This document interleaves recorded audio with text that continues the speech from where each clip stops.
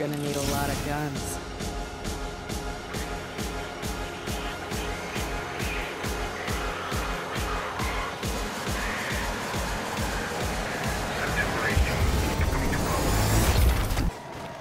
The original Borderlands took the gaming industry by surprise when it became a sleeper hit.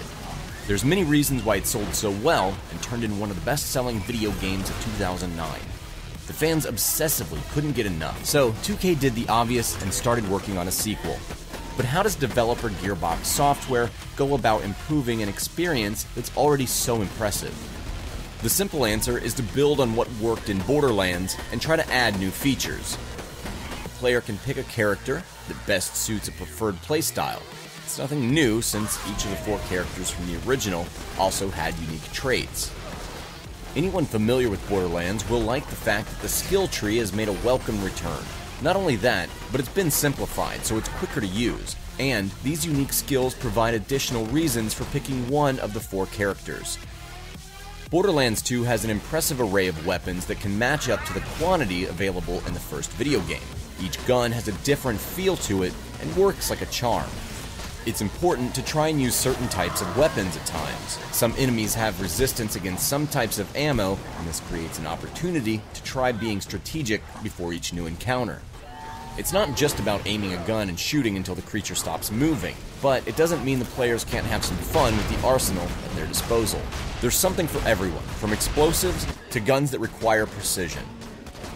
There were quite a lot of different enemy types, with creatures that have shields which are linked to active powers.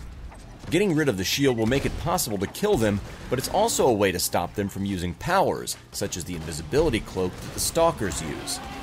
It's possible to even take out such a ferocious creature by looking out for weak points. Each type of monster will have some sort of weak spot that players need to focus on. It's enjoyable to try and find out about each creature and their attack patterns. This is the sort of idea that makes Borderlands 2 more than the typical shooting experience.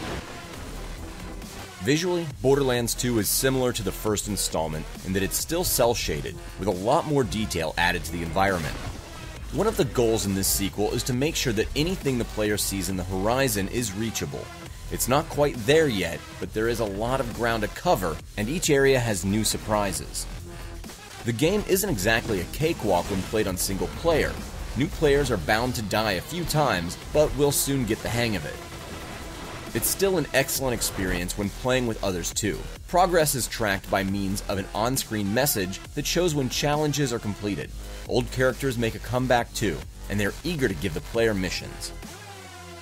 It's always difficult to improve something that's already so well received by fans or critics, and Gearbox Software deserves praise for realizing it and instead focusing on improving what works.